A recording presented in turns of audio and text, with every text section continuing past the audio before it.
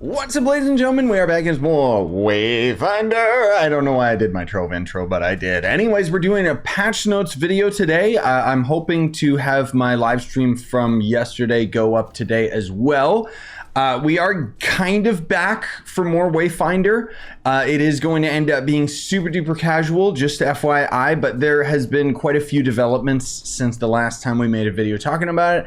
But more specifically today, I wanted to highlight the Eventide patch notes.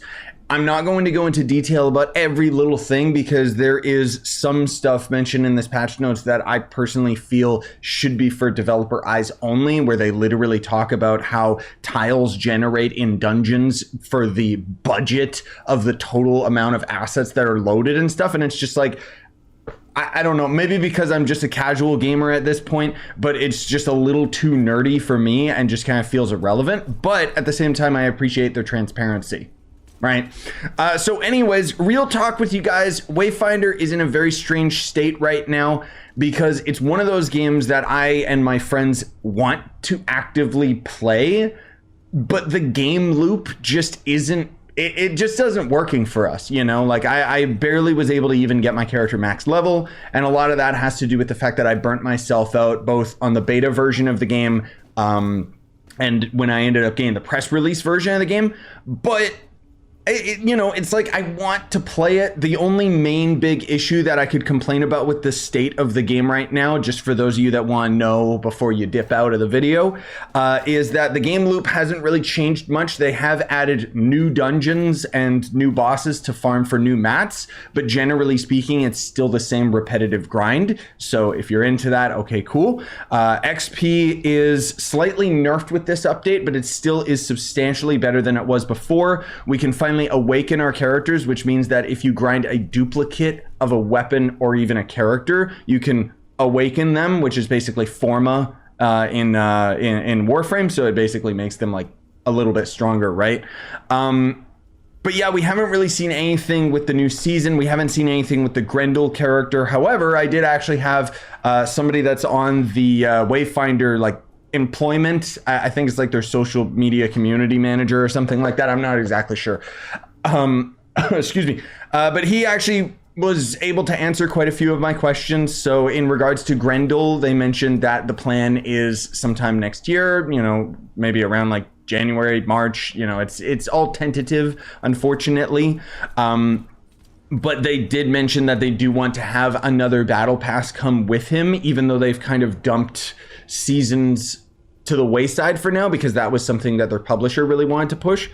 Because for those of you that don't know, the publisher, DE, you know, the Warframe devs, they were basically publishing this game, and that's a big reason why so many people were like, kind of like, ooh, this seems interesting, and you know, why so much of the game seems to push very similar grinding and game loops to Warframe. But the publishers dropped out probably because of the fiasco of the terrible launch that this game was in. I mean, let's face it, the game was not ready to go into early access. This update fixes like 2,000 bugs or something like that, so it's definitely coming along and getting better, but it's still at the point right now where the game is adding fixes and not really adding substantial amounts of content yet. However, in the long run, I think that this could be a blessing in disguise, because it means that the developers have a little bit more creative freedom to make the game the way they want, rather than trying to fit into not only the deadlines, but also the creative limitations of a corporation, you know, a publisher being behind them and telling them, well, if you want to make us X amount of money, you have to do this, you know, like with the battle passes and stuff, basically just being thrown out the window, at least in terms of their 3-month season, which was a little too aggressive, in my opinion, for how much the game was lacking in other fronts. But anyways, let's get into it. That's enough rambling from me. I will put timestamps so that this video is a little bit more manageable for you guys. I just wanted to kind of give a brief summary of the state of the game right now and whether you should come back to it. If you stopped, I mean, you could try, but not much has changed yet. However, it is looking very, very positive right now. So here's a brief summary of what we're going to be talking about today with the Eventide patch notes. They've got the Eventide, which is the winter event, obviously, as you see the hub area. There's Awakening, which is formatting our characters and weapons, basically just making ourselves stronger. Player updates in general.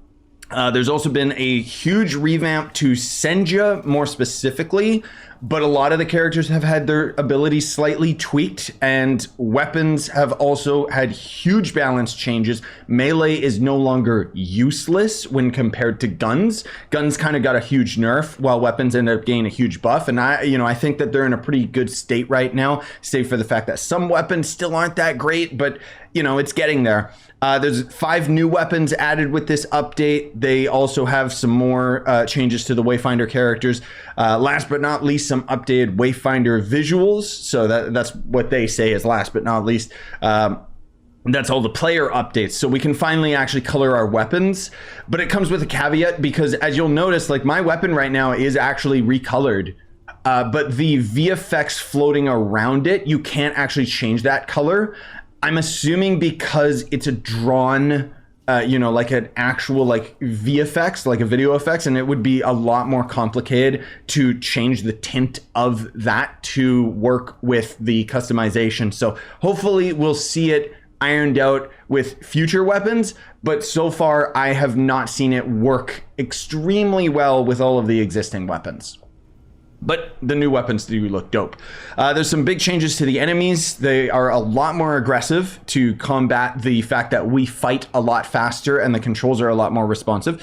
There's some world updates to Aurelian, the Deep, Reaver Woods, Highlands, etc. Progression and loot has had some updates. Mutators in dungeons have had substantial updates. There's all sorts of new visual effects that represent the abilities that the mutators are having, and just in general, I've seen so many different things going on in dungeons now that I'm just like, whoa, what's going on? Like this, it's almost overwhelming the amount of changes that they've done to the mutators.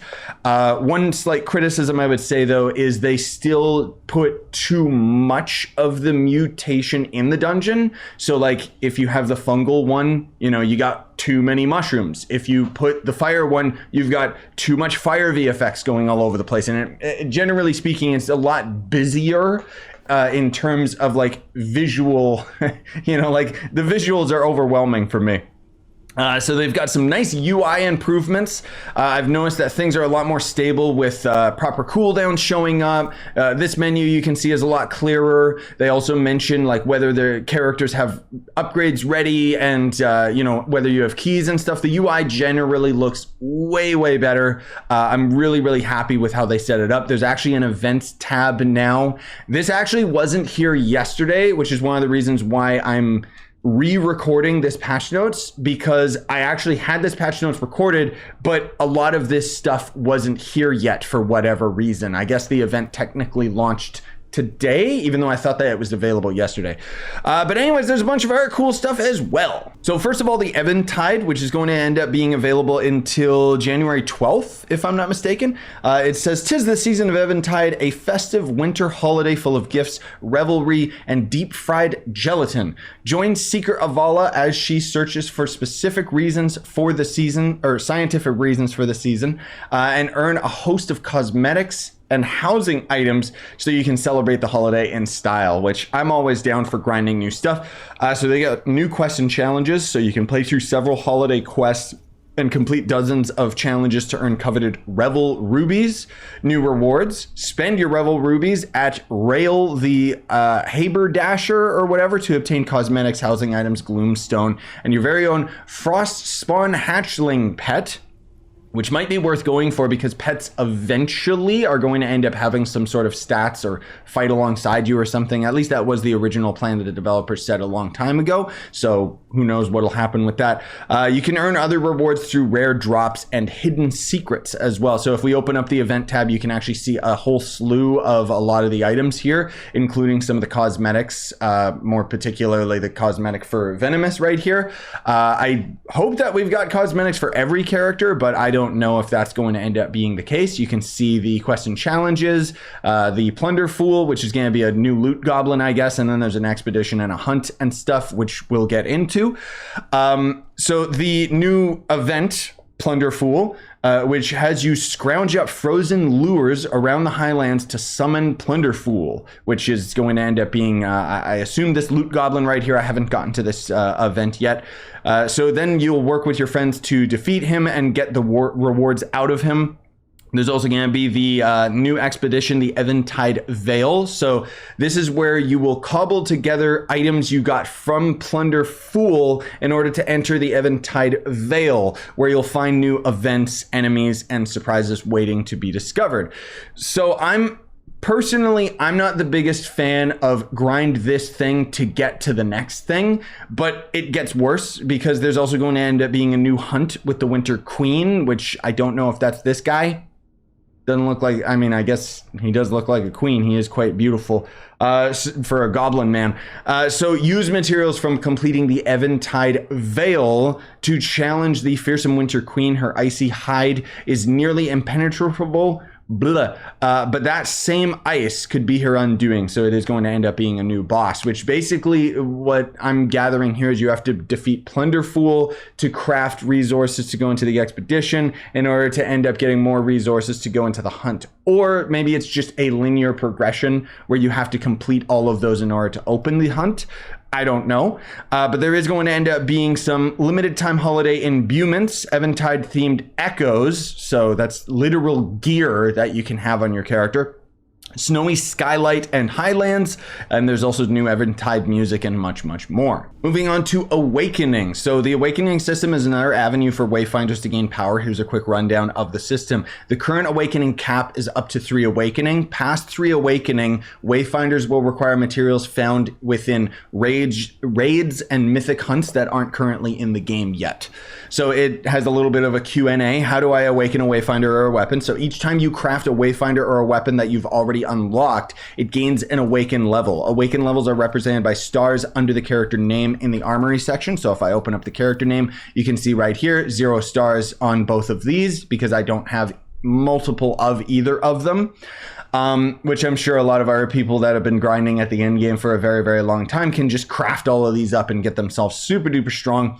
Higher awakening levels require more materials. So there's benefits to awakening. So increasing, it'll end up increasing your character stats, your echo capacity, you know, literally Warframe forma, equivalent to gaining a level. You'll get +1 affinity every time a weapon or a Wayfinder is awakened. So you'll get additional stats here with maxing out. Oh my God, I didn't even realize I don't even have my Juggernaut like strong. No wonder it was so weak. That's okay, because I don't know if I want to max that weapon out because there's some new weapons that we'll get into that I definitely want to get my hands on. So there's also going to end up being max equipment levels. So you'll actually be able to equip artifacts and accessories, that go up to level 33 now. Awakening will integrate seamlessly with the forthcoming archetype levels and armory, providing players with a progressive power boost beyond the established level cap of 30. You'll end up getting +1 to each echo slot when a Wayfinder or a weapon gets to Awakening 5, which I guess currently isn't in the game. For characters, it will always be a rush type, and for weapons, it will be dependent on the weapon. So the type is referring to the echo slots. So you can see this is an empty balance slot. This is going to be an attack slot. I don't know which one is the rush type. I would assume it's like this one or something, but I would have to like unequip all my stuff just so that I could see it, and I don't really care. I'm assuming most of you already know more about it than me. So they did want to answer a couple preemptive questions right here. So what happened to my coming soon Awakening Stones?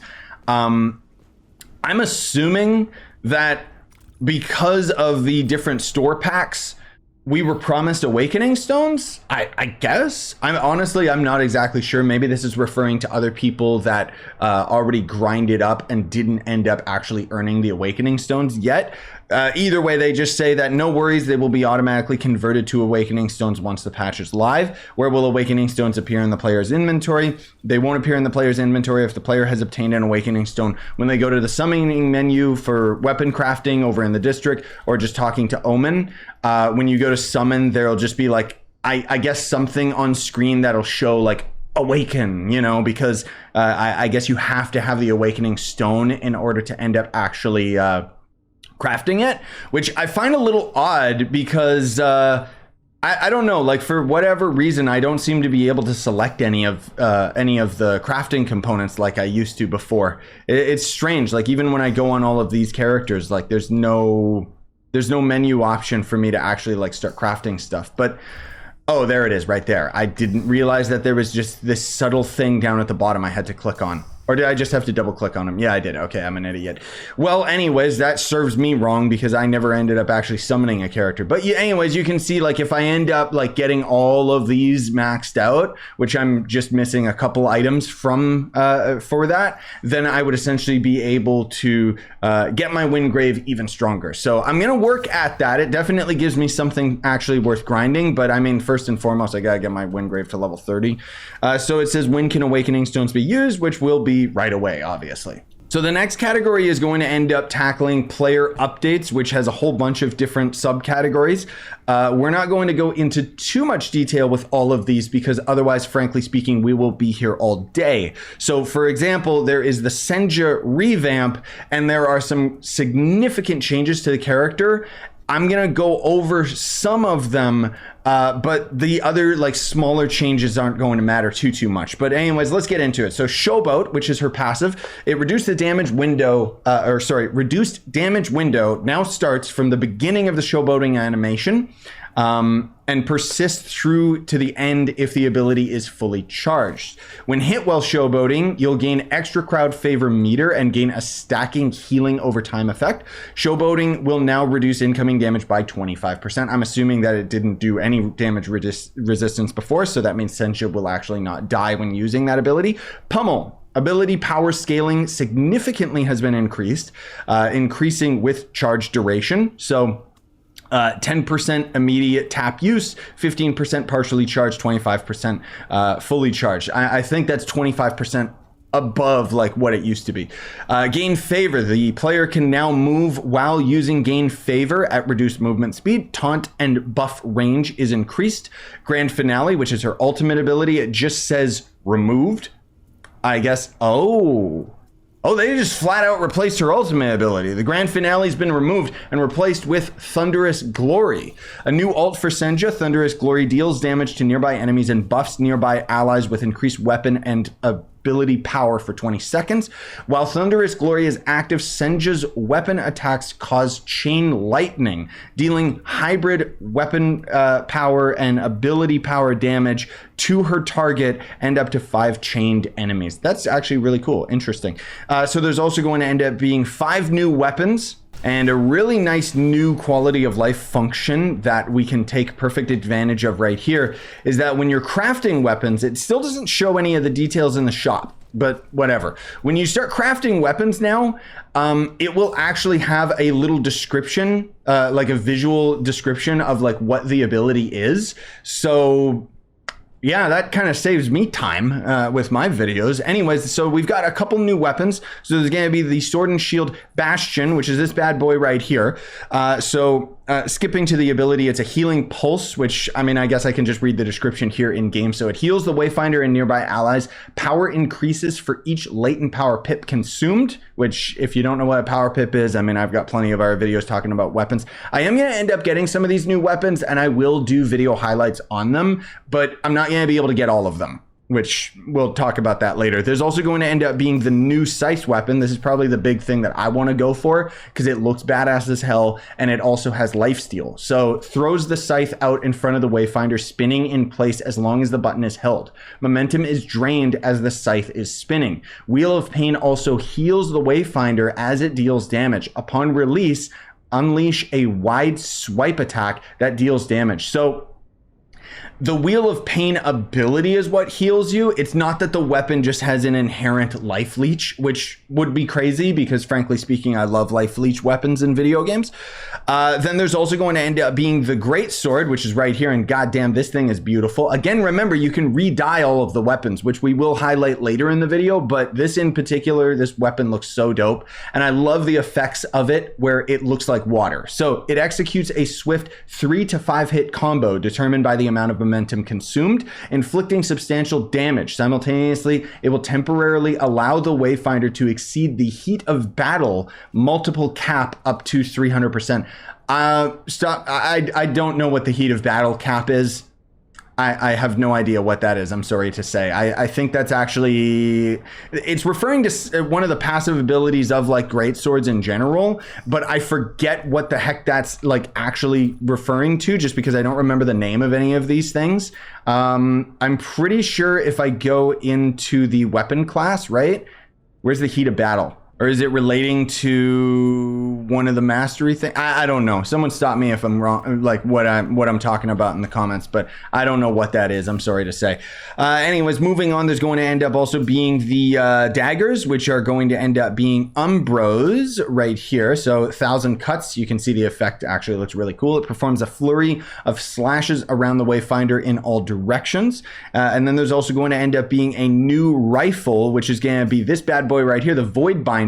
This thing seems really cool. I wish that this camera was zoomed in a little bit more, but essentially it's going to consume one locked and loaded charge to fire off a powerful soul spear that pierces through enemies and attaches a faint shadow tether to all enemies hit. Subsequent shots will damage all of the tethered enemies. Striking a single target with additional abyssal anchors will deal bonus damage. So you can see they shoot it right here and then they start attacking this enemy. But because this other guy was already tethered, he's also taking damage. So it's a means of crowd control for gunners, which is really, really cool. There's also been some substantial weapon balance changes. So all weapon abilities now scale half the ability power and half the weapon power, which seems like it's weaker, but generally speaking, it compensates for some of the other abilities that we got. So we'll go into some of these, but not all of these. So scythes have an animation speed increase by 15% for light attack combo, heavy attack combo, and crossover combo. Damage per hit has been reduced by 5% for the above combos, but overall DPS should be 10% higher. Sword and shield attack animations are 10% faster. Shield attacks now deal 10% more damage and break. Weapon legacy ability Phalanx, the buff range has increased from 10 meters to 15 meters. And then it says Marksman. Deep breath, because there's a lot of changes to the marksman stuff. Generally speaking, again, I'm not going to go through a lot of these because otherwise it just keeps going and going and going. But generally speaking, it says that the gun jam effect no longer occurs when failing an active reload minigame. Instead, the reload sequence will play out naturally, filling the clip at the end of the timer. Each marksman subclass now has a unique perfect load buff, and then it goes into what each of them do. So rifles get 35% rate of fire for 4 seconds, shotguns get 50% break damage for 4 seconds, burst rifle get 50% crit power for 5 seconds, and rune cannons get 50% weapon power for 5 seconds. So that's pretty good. The duration of each perfect reload buff now scales according to the number of shots fired from the previous clip. So example, if only half of the clip is expended before reloading, the perfect reload buff's duration will have 50% of the maximum duration. And yeah, to summarize a lot of these, the Eagle Eye meter has been buffed. Rifles across the board are, well, it says like rifles now penetrate 25% of enemy armor, down from 50%. They basically brought all the guns down to be more in line with the weapons, and generally speaking, we are a lot stronger across the board, especially with awakening and stuff. So yeah, again, this list of all the gun changes just keeps going and going and going. So there's also been some Wayfinder changes, which I won't get into all of these just because the way that it's explained is kind of like iffy. But for example, Shadow Step on Nis has a total ratio of, it was 2.5 AP, and now it's 3.5 AP. So as far as I know, it's just scaling a lot better off of your AP, which ultimately means that your ability power should be like significantly stronger on both Nis. Windgrave, Silo has had a significant buff as well.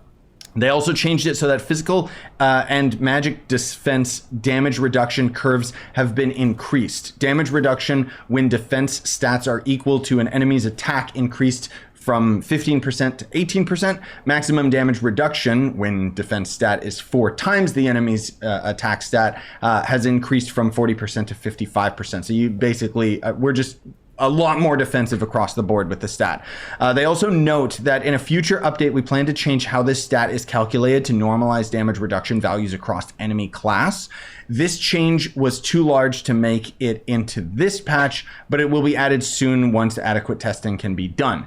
They also fixed a couple issues where certain skills didn't have any impact, like Kairos' Rake ability and pretty much all of Venomous' abilities. There's also been a overhaul of some of the effects and visuals on certain Wayfinders. So Silo obviously has a new ultimate ability, which is the same damage profile, just the visuals are completely different. His Firebomb has changed, Oil Bomb looks different. Nis has updated shade transitions, ultimate polish, added signature daggers during shadow steps. Reduced opacity on Umbral Aura buff. Venomous has had an updated non-combat double jump and new transfusion projectiles, which I noticed that one right away. There's also some enemy updates, which again, I don't want to go into too much detail with all of this stuff, but essentially they've made the AI a lot more responsive and aggressive to compensate for our attacks and everything being a lot faster and the combat generally being a lot more responsive. So yeah, just take my word for it. Across the board, it just seems like combat is like a lot more refined. Like they've made it so that the AI will spread out better to avoid walking into each other in combat, and various other core mechanics of the AI has changed. AI damage, and so they say that we reviewed all damage effects in the game to ensure that the AI had a healthy mixture of physical and magic damage abilities, so players got value out of both defenses equally, and then again goes into a little bit more detail with all of that specifically. There's also been some enemy adjustments, so they added lock-on indicators for all of the bosses.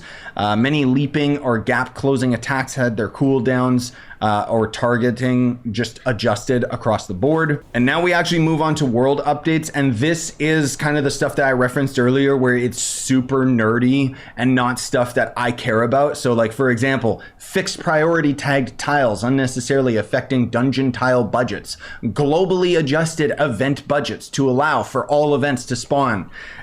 Basically, they just cleaned up a bunch of the code, and we're just not going to end up getting into any of that. We're just going to skip all that. The most notable changes is that Wormwood has a slight buff. Reaver King apparently is a beast now. Knight's Maw has had a rework. Talon of Pyre got slightly nerfed. But yeah, I don't want to be here all day, so we'll also go into what's next is the progression and loot updates. So event resources now drop from more events in each biome. So, you know, the random events that show up basically are going to give us a lot more rewards. They made it so that we actually get 30% less XP now, which, you know, we had a big buff of 300%, and they basically dialed that back down, which they did mention they were going to do that previously anyway. Quest XP and rewards have been updated, added Battle Pass XP rewards to side quests that were missing it.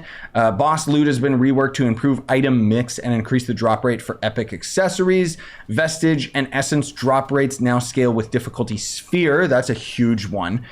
Trickster Chest has also pretty much just had a buff across the board. Like all of the Trickster stuff, you just get a lot more goodies. Highland's chest spawn rates are slightly increased. Highland accessories should no longer be dropping at level 1.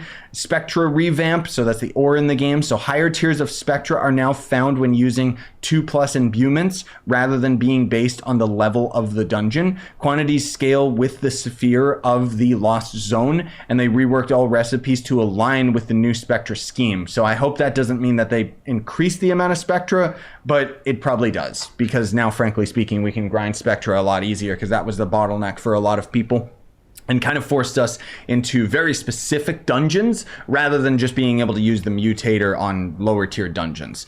Anyways, they've also made some significant changes to a lot of the echoes from bosses specifically, which I won't go into too much detail. I'll just say that Reaver King's changed, Maro's Echo changed, Lord of Blades changed, Riven's changed, Argent Hand changed, and then consumables are now fully consumed when used. The changes to the echoes basically just made them buffed across the board, and then I've also noticed some different video effects off of some of them. Mutators also had a huge change. So mutators will no longer target players on player start locations or checkpoint respawns.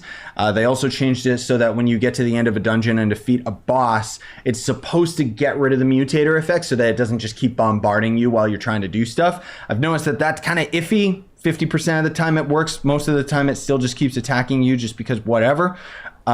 They've also changed some of the stuff with the Gloom Shard, or Gloom Shroud, sorry. So the holdout duration was decreased by 1/3, but the Gloom Collapse recharge rate, blah, blah, blah, blah, blah. More nerd stuff that doesn't really matter that much. We'll kind of skip through a lot of that. But again, just know that if you go to the game now, you might notice a lot of things have changed with the mutators.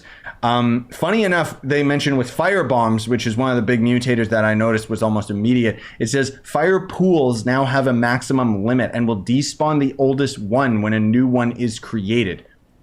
That is the mutator that I almost immediately noticed there was still way too much fire VFX going off on my screen. I feel like they need to tone that down a little bit more. Generally speaking, a lot of the mutators just still go way too bonkers and just clutter the screen with visual noise, which, you know, I just find it very odd and conflicting with this game's very simplistic and uniform art style, which actually is one of the most appealing things to me is the art style of the game because it's just so clean. And having so much video effects mucking that all up in a game where combat, like it really, visual clarity really, really matters in some of the late game areas. So it's just like strange to me. But anyways, let's move on to the UI improvements. So they mentioned that characters and weapons now can be awakened at the summoning menus. XP cache items can now be consumed from the upgrades category in the player inventory. Item details for accessories now show echo slot count and slot type icons. Thank God. Players can now cycle to view equip echoes and accessory slots while selling to a vendor. Thank God. Quest menu now has a navigatable reward grid that shows the items details on it. Which if I open up my quest menu, you can see right here, like now we've actually got like visual representation. So the UI just across the board is like way, way, way, way better. Vendor item grids now display stock of items and out of stock feedback. So let's actually hop over to Vengi here because he's kind of the biggest one that a lot of us really struggled with. So if we go to sell, you can see it's still very, very busy and is still probably like, it's a step in the right direction, but I'm sorry, I cannot help but criticize whoever is designing the UI for this shop and stuff because it's just like, bro, like this was better on Super Nintendo games. How do they not have this sorted out? Yeah. Anyways, let's just ignore that guy because I don't care. They also have it so that event item requester menu will now has fewer interruption steps for selecting and confirming the item to give. Blah, blah, blah, blah, blah. There's a lot of other stuff. It does mention that the Rune Silver shop. So this I found really interesting because this wasn't here the other day. No. Okay. So it seems like they bugged this and it's not working properly. It says the Rune Silver shop now displays character and weapon stats and ability details, which no, it doesn't. Which is interesting because I actually noticed this the other day and I just thought that that was so awkward and strange. And then, you know, the developer or community manager referred me to the crafting station, and that's where you can see all of the items and all of the abilities and stuff like that. So it seems like it's supposed to be working in the cash shop. Because I think that it really should work in both fronts, not just when you're crafting it, because otherwise it's going to be something that most people might not even notice. Like it might just go over their heads and they don't even know that it's in the game. Oh, right. And then the reward tower finally has an option for selecting the floors. Thank God. On top of everything else, just generally speaking, things are just so much more clean with all of the menuing and the UI and stuff like that. Like just mess with it and you'll see for yourselves. So now onto the section that's titled Oh, and all this cool stuff. XP caches being usable, the nerf to XP overall being by 30%. Weapons are now dyeable and Wayfinders have additional dye slots. So I wanted to show you guys this because I think that's actually really cool. The characters themselves, we now have these extra slots that are just called custom, which essentially gives us reign over the extra slots that we couldn't change. Like with Wingrave, I can finally change that hair color thing and his under armor, you know? So it makes a huge difference in terms of our character customization and the weapon customization. Like the colors are nice, but again, it doesn't work very well. So the primary color you can see right here, I can change like the actual weapon color. Okay, cool. And then the emissive, which is going to end up being the glowy part. So you can see I can change this to like purple, red, whatever. But the problem is that, as I mentioned previously, the effects that are going around this weapon are still red. Let me actually swap over to something a little bit more obvious for you guys. So I've got this cosmetic sword and board on Kairos here, and I kind of had to design the look of my Kairos accordingly, right? Like I wanted to make him look like he's fire guy, and that's actually why I ended up buying this weapon, because if I go to the cosmetics, all we can really change is the shield face itself, and then the secondary, which is just going to be the emissive color. Unfortunately, we can't change the fire color on the weapon, and we can't change like the eye color. So I really hope they give us extra categories for dyeing, because otherwise I just kind of feel like it's a little bit of a waste, you know, like it's kind of disappointing. Now, that said, if you look at the visuals on our weapon right now, the fire VFX has changed, even though the eyeballs and then within his mouth is still going to end up being the default fire color. But I think the VFX changing color is just buggy right now because it doesn't work on all weapons. And even this weapon right here, it doesn't work most of the time. Like if I go into a dungeon and I come back out, my VFX is just back to normal. So clearly it's something that they can do where the video effects, you know, around the weapon will actually change color. It just seems to have a problem right now. So hopefully that ends up getting ironed out, because that would add a lot in terms of the weapon customization. But it does mean that they kind of have to code like all of the different weapons and stuff to end up having that appropriately, which is a little bit disappointing. So a couple other things that they mention is they added Wolf now has new items available for helper coins. So I want to go and see what that's about, just because his helper coin shop was kind of bunk and didn't really give us any incentive to help players, despite the fact that I love the mechanic and idea of helping other people. So let's see whether or not this is actually worthwhile. Oh, I don't think these were here before. Interesting. There's even some different colors, some other stuff. Huh. Yeah, that's actually not bad. Oh, he's even got like phoenix feathers and stuff and trickster coins, a lot of other very basic crafting recipes or crafting items that we can just buy from him. It's quite expensive. How much do these cost? Cost per unit 6, even though I have 29, it says. And I can't buy more. Oh, I see. The friend coins is saying I have 29 of this resource. Okay. I'm going to be real with you guys. I don't know what items this guy had beforehand. I really don't know. So all of this stuff just looks really nice and impressive to me, even though it's quite expensive, but at the very least, it's incentive to grind, especially, oh, archaic bones and stuff too. Oh my God. Okay. That's really nice. They improve housing item placement system for smoother decoration. They also, I noticed this, we can open up the map and finally just fast travel to our apartment. Thank God. Combat music is no longer tied to enemy threat level, which means that it's not just going to keep turning on as soon as an enemy is across the map detects you. There's new impact sounds added for all weapon classes. Rifles will now have a hit indicator sound, and crits are now have a sound effect as well. Ooh, my windows are frozen over. That's cool. So this is something that I actually got direct feedback on from, you know, the community manager or developer or whatever.